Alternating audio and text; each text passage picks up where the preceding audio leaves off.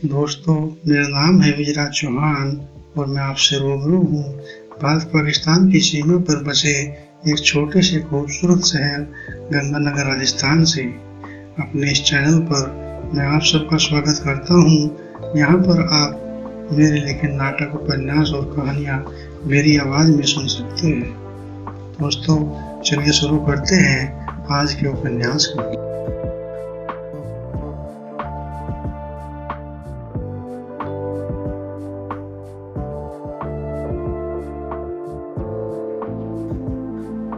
अगले दिन सुबह हुई तो मोहिनी जल्दी ही उठी और जल्दी ही तैयार होकर अपनी कार से कुछ घंटों का सफ़र तय करके दोपहर से पहले ही चंदन और प्रिया के कॉलेज पहुंची। उसने अपनी गाड़ी को कॉलेज के पार्किंग में खड़ा किया और प्रिया के कमरे पर पहुंची। कमरे पर पहुंचकर उसने देखा कि कमरा बंद था। प्रिया वहां न थी। मोहिनी ने पास के कमरे वाली लड़कियों से पता किया तो पता चला कि प्रिया स्विमिंग पूल में तैरने के लिए गई है। उसने स्विमिंग पूल का रास्ता पूछा और वहां पहुंची। स्विमिंग पूल के मुख्य द्वार पर पहुंचकर मोहिनी ने जो दृश्य देखा वह बड़ा ही शर्मनाक था।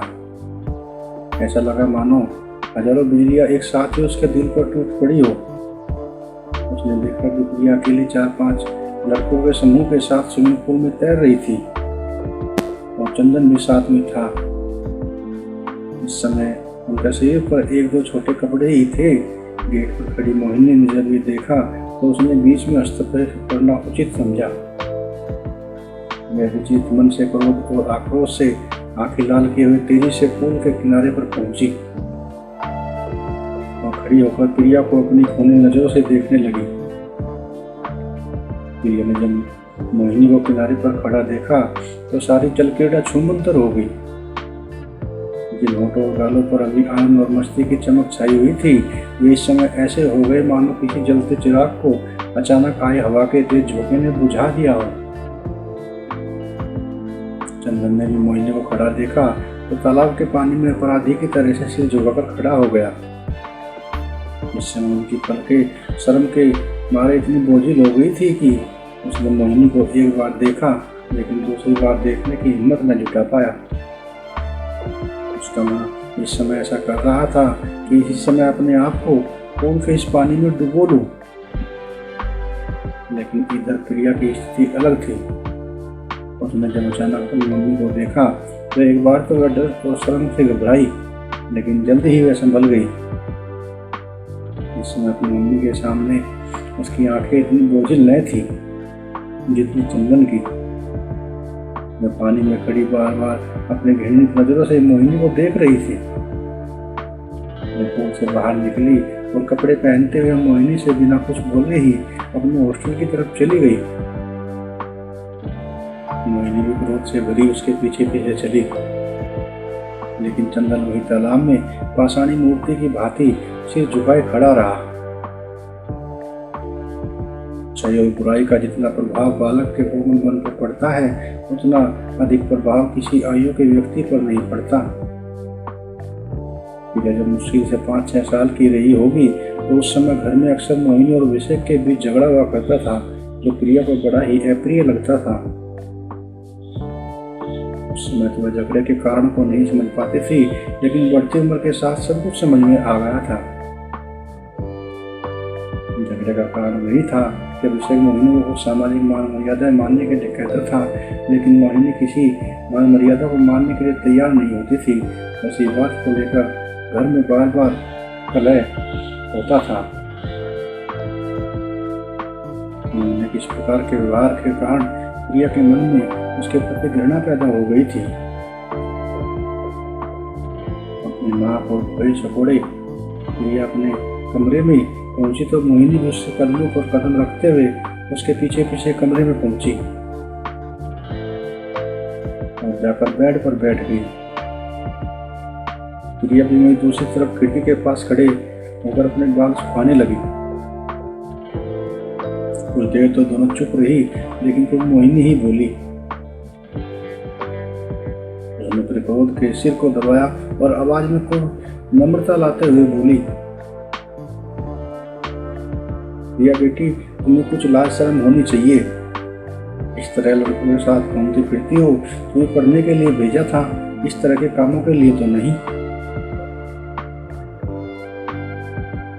जो भी कोई तुम्हें इस प्रकार देखेगा वही तुम्हें तुम्हारे ऊपर थूकेगा, हमारे ऊपर भी और तुम्हारे ऊपर भी। मोहिनी की इस बात पर प्रिया की तोड़िया और अधिक सिकुड़ गई।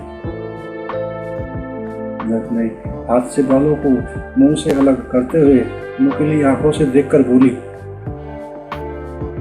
यदि कोई थूकता है तो थूकने दो, तुम्हें इससे क्या परेशानी है। मोहिनी ने इस प्रकार का जवाब सुना तो दम खुशक हो गया, लेकिन फिर भी कुछ कठोर होते हुए बोली, परेशानी मुझे नहीं तो किसे होगी, आखिर मैं तुम्हारी माँ हूँ, मेरा तुम पर कुछ अधिकार है। अधिकार तो दूसरों पर तब जताया जाता है जब व्यक्ति अपने ऊपर दूसरों का कुछ अधिकार मानता हो। प्रिया ने भी कुछ कठोर करते हुए जवाब दिया। मोहिनी को जवाब न सूझा, वह क्रोध से पागल हो गई और बड़ी बड़ी आंखें निकालते हुए अपना हाथ उठा कर प्रिया को थप्पड़ मारने का प्रयास करते हुए बोली, बड़े उल्टे सीधे जवाब दे रही हो नालायक, निर्लज, बेहया। प्रिया ने क्रोध से फुलाई मोहिनी का हाथ ऊपर उठा देखा तो उसे वहीं अपने हाथ से पकड़कर दृढ़ता से बोली, ज्ञान की राह दिखाने का अधिकार केवल उन लोगों को होता है जो स्वयं ज्ञान के मार्ग पर चले हो। मोहिनी ने प्रिया के मुंह से इस प्रकार का टकरा जवाब सुना तो गला सूख गया। शर्म के मारे उसकी पलकें आज अपनी औलाद के सामने झुकने के लिए मजबूर हो गई। वह बगले झागने लगी। जब कोई उपाय न सूझा तो उसने प्रिया के हाथ से अपना हाथ छुड़ाया और अपना पर्स उठाते हुए कमरे से बाहर की तरफ दौड़ी। बाहर निकली तो देखा कितनी ही लड़कियां दरवाजे पर कान लगाए माँ बेटी के इस प्रसंग को सुन रही थी। मोहिनी ने बाहर खड़ी लड़कियों को देखा तो शर्म के मारे जमीन में बैठ जाने को मन चाहा। इस समय इतनी हीनता महसूस कर रही थी कि उसे इन लड़कियों के बीच से गुजरना बड़ा ही मुश्किल हो गया। जिस प्रकार का व्यवहार आज उसके साथ हुआ था, इस प्रकार के व्यवहार की कल्पना तो उसने कभी अपने सपने में भी न की थी। यह दुखी मन से नीचे आई और जिल्लत का दामन थामे अपनी गाड़ी में बैठकर घर की तरफ चल देती है।